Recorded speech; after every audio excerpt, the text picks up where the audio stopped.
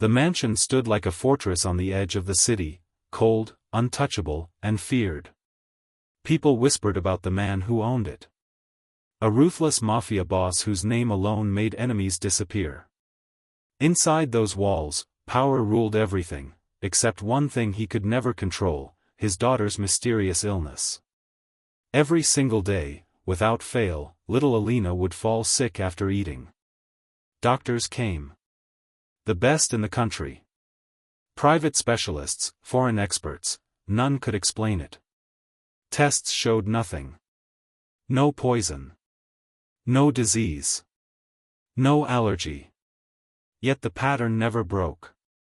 She would eat, smile for a moment, then slowly fade, her face pale, her body trembling, her breath shallow. And every time, the mansion would fall into chaos. Servants were blamed. Chefs were fired. Guards were punished. Fear lived in every corner of that house. Until one day, a new maid arrived. Her name was Zara. She was poor. Desperate. Quiet. Invisible. The kind of person no one notices. Which is exactly why she saw everything. From her very first day, Zara noticed something strange, not just about the child, but about the people around her. The staff avoided eye contact during meals. The head chef trembled when serving food. And the child? The child looked afraid. Not of the illness. But of something else. Something unseen. One night, while cleaning outside Alina's room, Zara heard something that made her freeze. A whisper. Soft. Weak. Please, don't make me eat it. Zara's heart pounded. She slowly stepped closer to the door. Inside, the little girl sat alone, staring at her plate, tears silently rolling down her cheeks. No one else was there. No threat. No visible danger. Yet the fear in her eyes was real. That was the moment Zara knew. This wasn't an illness. This was something much darker. The next day, Zara made a decision that could cost her life. She would watch. Closely. Because in a house ruled by fear, truth doesn't come easily. And sometimes, it hides in plain sight. Zara tried to ignore what she had heard that night.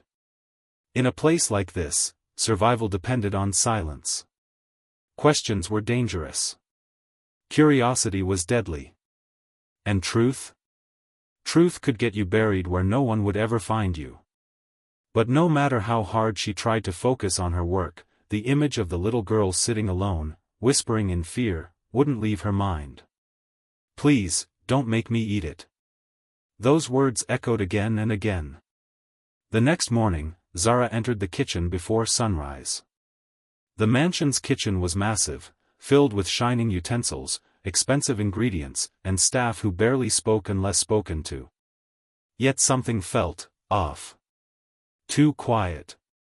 Too tense. The head chef, a man who should have been proud of his position, looked like a prisoner. His hands trembled slightly as he inspected the ingredients. Zara approached carefully.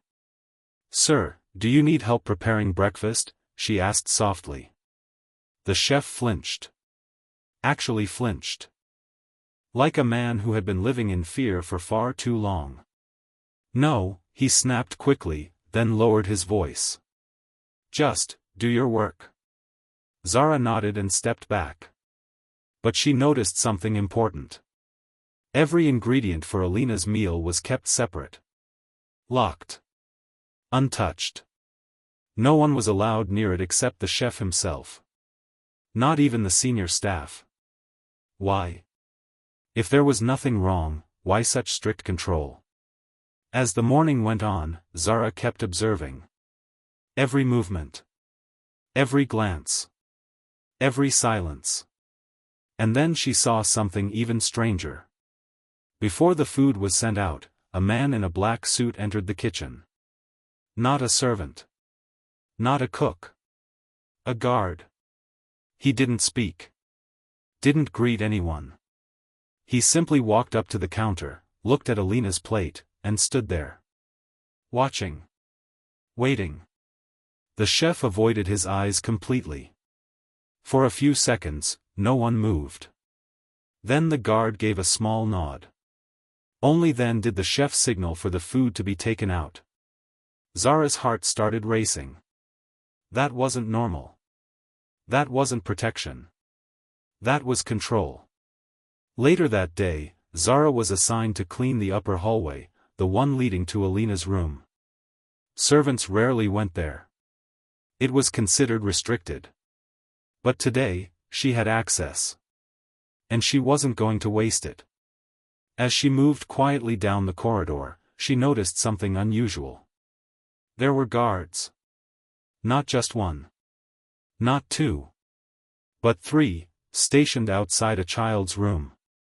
Who guards a sick little girl like that? Zara lowered her gaze and continued cleaning, pretending not to notice. But she was listening. Carefully. And then. She heard it again. A voice. Soft. Weak. I'm not hungry. Zara's chest tightened. She slowly moved closer, her hands gripping the cloth tightly. A second voice followed. Cold. Sharp. Not loud, but powerful. You will eat. Zara froze. That voice. It could only belong to one person. The Mafia boss himself. There was a pause. Then the little girl again, trembling.